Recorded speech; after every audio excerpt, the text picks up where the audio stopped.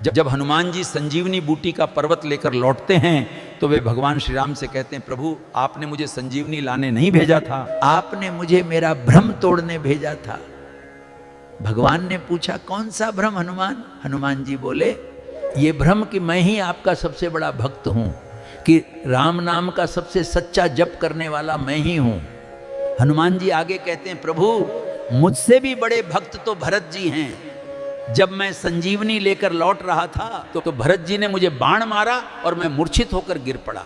पर आश्चर्य ये था प्रभु, उन्होंने न तो संजीवनी मंगाई, न किसी वैद्य को बुलाया, उन्होंने केवल आपका नाम लिया।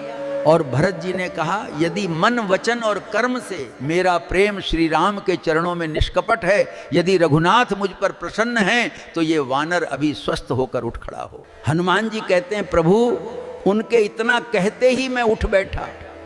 इतना अडिग भरोसा, इतना पूर्ण विश्वास।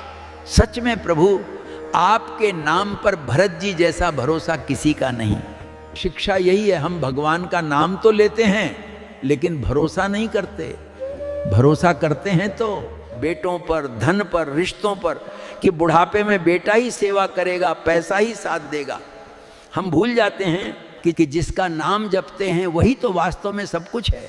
दूसरी बात प्रभु, हनुमान जी कहते हैं जब बाण लगा प्रभु तो मैं गिरा, पर संजीवनी पर्वत नहीं गिरा, क्योंकि पर्वत को तो आप उठा रहे थे।